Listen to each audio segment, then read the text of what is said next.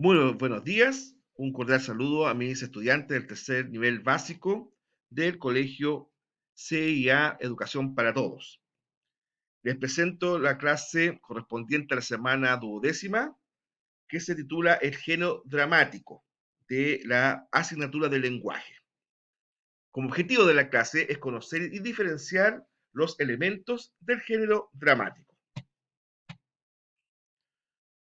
En primer lugar, tenemos que señalar qué entendemos por género dramático. Bueno, es un tipo de texto literario que representa un momento o un conflicto que tiene lugar en la vida de los personajes que protagonizan la historia. Son textos que se caracterizan por el empleo del diálogo y en el que no existe la figura de un narrador. La vida se sube al escenario para ser representada por actores y actrices que significan un momento concreto. Bueno, ahí ya tenemos una gran diferencia del género dramático en relación al género narrativo, por ejemplo, en la cual, obviamente, en el género narrativo es clave la presencia de un narrador que va contando de manera omnisciente, ¿verdad? O de manera parcial los sucesos. Acá el espectador se da cuenta o toma nota de la trama, del argumento de la obra a partir fundamentalmente de los diálogos de los personajes. Dentro de la literatura existen diferentes géneros literarios que se han ido cultivando a lo largo de la historia. El género dramático es uno de ellos y de hecho es uno de los más importantes. Ya apareció de la mano de una de las primeras civilizaciones del mundo, la antigua Grecia. ¿Ya? Y ahí, bueno, ahí tenemos dos elementos representativos del teatro griego, ya, también llamado teatro clásico. Un anfiteatro, ¿verdad? Generalmente al aire libre, en el cual los actores a viva voz, ayudados por la acústica que el recinto daba, ¿verdad? Representaban sus obras.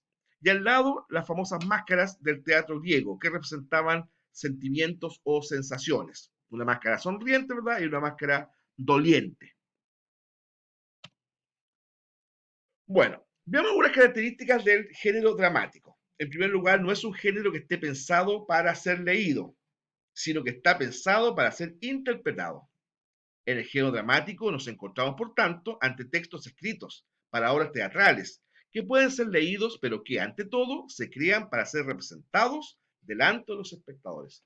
Claro, uno, por ejemplo, puede tomar Romeo y Julieta, puede tomar Fuente Ovejuna, puede tomar La cantante calva, etcétera, cualquier obra de teatro, y la puede leer, porque está en libro, ¿ya? Pero tenemos que tener claro que esas obras fueron escritas para ser representadas por actores en un escenario. Uno, insisto, las puede leer, las puede disfrutar leyéndolas, pero fundamentalmente estas obras están representadas, están escritas para ser representadas. Por lo tanto, de alguna manera, la eficacia del mensaje que el dramaturgo quiso colocar en su obra teatral también va a depender del talento de los actores y actrices. Bueno, el diálogo entre los diferentes personajes es la herramienta usada para poder definir la personalidad de cada uno y conseguir narrar la historia de una forma activa, donde abundan las acciones y apenas hay descripciones. Claro, porque las descripciones en el género dramático están hechas, cuando existen, digamos, están hechas dentro del diálogo de los personajes, en torno a una conversación o a veces en torno a un monólogo. A veces algunos dramaturgos incluyen descripciones ambientales, contextuales, históricas, ya geográficas, etcétera, ¿ya? Pero fundamentalmente el diálogo da cuenta de una acción, de un evento que le sucede a los personajes, más que una descripción contextual.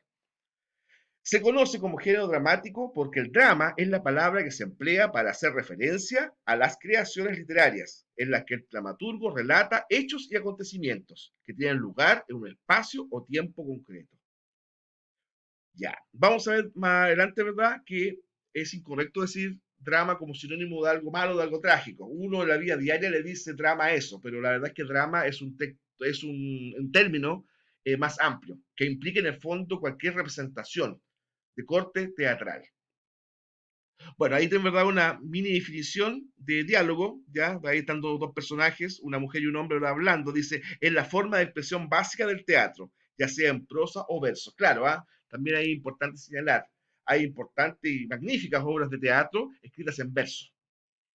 De la mayoría de los dramaturgos griegos de la antigüedad escribieron en verso, Entonces, también también hay que señalar que muchos de esos dramaturgos, si les pudiéramos hoy día, por ejemplo, preguntar cuál es su oficio, ellos más que dramaturgo, de hecho no dirían dramaturgo, ellos dirían somos poetas, porque en ese tiempo se entendía que el arte poético, es decir, lo que hoy día llamamos poesía, podía ser expresada a través de un drama teatral, por así decirlo. ¿Ya? El concepto de esa diferenciación entre teatro, drama, poesía, poema, es más bien actual, más bien contemporánea. No estaba tan eh, clara la diferencia en la antigua Grecia. Y al lado, bueno, una pieza de una obra más bien contemporánea, ¿no es cierto? Generalmente un diálogo. A veces en televisión han mostrado talleres o programas basados en talleres de esta naturaleza. Yo me acuerdo Los Improvisadores, un programa que del cable pasó a la televisión. Es Improvisa o muere. Daban algún tipo de temática y los personajes que ahí aparecían, ¿verdad? Tenían que improvisar una suerte de diálogo. Bueno, por eso es que decimos que el diálogo, como más adelante lo vamos a definir con mayor profundidad, es tan importante, es clave en una obra teatral. Bueno, ya lo adelanté un poco, ¿verdad? Pero acá lo voy a reforzar. ¿Cuál es el origen del género dramático? El teatro clásico griego tiene como primer marco de representación cualquier lugar cercano al altar de Dionisos, dios del vino y la fecundidad. O sea, se señala que las primeras piezas de teatro, de dramas, ya estaban en honor al dios Dionisio o Dionisos. Era en las fiestas dionisíacas o bacanales en las cuales los hombres se cubrían con pieles de macho cabrío, cantaban y bailaban. O sea, de alguna forma, el origen del teatro griego, ¿verdad? Tenía claramente un sentido religioso. Cabe señalar que muchas de estas fiestas, en honor al dios Dionisio, llamado Baco por los romanos, después derivaban lamentablemente en algún tipo, ¿verdad?, de ingesta masiva de alcohol con prácticas masivas sexuales. Por de ahí que el concepto bacanal también derivó hacia el sentido más bien peyorativo, ya como una fiesta subida de tono. Ya, pero el origen, digamos, de eso, las bacanales en su sentido antiguo, artístico, eran fondo piezas teatrales organizadas en torno al dios Dionisio, después llamado Baco por los romanos. Y de hecho, las musas, las actrices que salían en honor a este dios, por derivación nosotros al dios Baco de los romanos, ¿verdad? Se le llamó las vacantes, con B larga, digamos, como decimos aquí en Chile, las vacantes, ya que eran actrices que representaban obras en honor al dios Baco, llamado Dionisio por los griegos. Bueno, la diferenciación categórica entre drama y teatro, de los cuales el primero es la versión constituida en lo absoluto por elementos lingüísticos, ¿ya? O sea, el drama en el fondo es una obra literaria propiamente tal, formado parte entonces de lo que se considera un género literario, cuya particularidad es el predominio de la función apelativa del lenguaje, la ausencia de un mediador entre el mundo creado, realidad ficticia, y el lector, su posibilidad virtual de ser dramatizado. O sea, claramente la palabra drama es por así decirlo, representante del género literario dramático. El drama en sí mismo no es la puesta en escena. De hecho, el drama solamente tiene diálogo, tiene elementos lingüísticos. En cambio, el teatro es la concreción del drama e incluye el espectáculo, la actuación, la música, etc. Es decir, elementos que no le son propios al drama, como la realidad lingüística acotada solamente al discurso. ¿Ya? Por ejemplo, el teatro ya como género, como un espectáculo, puede incluir danza, puede incluir música, puede incluir algún tipo de acción que no va solamente ligada al hablar. ¿Ya? O desde ese punto de vista, teatro es más amplio que el drama. El análisis de un drama puede hacerse desde la crítica literaria, mientras que el análisis del teatro debe incluir factores como la actuación, la evaluación del espectáculo, los músicos, la iluminación, entre otras cosas. Es lo que yo señalaba antes. A lo mejor, ya, yo tomo una obra literaria, dramática, la leo y me puede fascinar. La encuentro bien hecha, buen ritmo, ¿cierto?, de los acontecimientos, la interacción de los personajes, etc. Pero podría pasar que si yo viera esa misma obra literaria dramática montada en un espectáculo, a lo mejor no me cause la misma sensación, porque va a depender sin duda de otros factores que ya no son tan literarios, que tienen que ver, como dije, como decía adelante, con el talento de los actores, ¿verdad? Como a lo mejor la parte dinámica de la obra, la salida y entrada de ciertos actores del escenario, el acompañamiento musical adecuado, una luz potente, un sonido correcto. ¿Cuántas veces un buen espectáculo, por ejemplo, que es bastante talentoso en cuanto a su creación, después se puede echar a perder por un mal sonido, por ejemplo? Yo en mi calidad de profesor lo he visto muchas veces en los colegios. Muy buenos números, pero lamentablemente una mala amplificación lo echa a perder.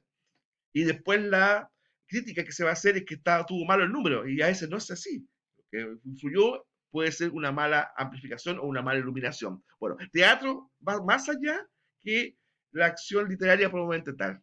Incluye otras cosas de tipo contextual, organizativo, incluso hasta de talento de los actores y actrices.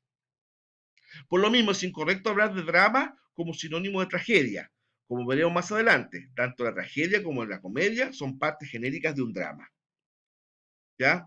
La tragedia es una obra literaria en la cual el protagonista sufre una destrucción social o física. Generalmente el desenlace de la tragedia es triste. Puede determinar muchas veces con la muerte del protagonista o su ruina. El mejor ejemplo de tragedia griega es Edipo Rey de Sófocles. En cambio, la comedia, que también es un género realista, a partir de situaciones cómicas, de equívoco, de situaciones que incluso de repente, desde el punto de vista burlesca, va tratando de enseñar, tiene un sentido moral, pero a partir de una situación cómica. El objetivo es generar risa en el público, pero al mismo tiempo enseñar. Tenemos dos grandes ahí autores, ¿verdad? Desde el punto de vista de la comedia, eh, Aristófanes, la comedia griega, en el caso de la tragedia Edipo Rey, y un comediante más contemporáneo, Tartufo, de Molière. Molière no sé todo el nombre del comediante, Tartufo en la obra. Y como obra antigua de la comedia griega, Aristófanes. Famoso son sus obras Las nubes, las ranas, en que se burlaba de la sociedad ateniense de su época. Tenemos el melodrama y la farsa, también como obras o como subgéneros dramáticos. ¿Ya? En el melodrama, las anécdotas complejas donde los personajes son simples es la característica fundamental de este género. Busca que el espectador tenga una respuesta emocional superficial ante los sucesos de la escena. Ahí no requiere demasiada profundidad de análisis.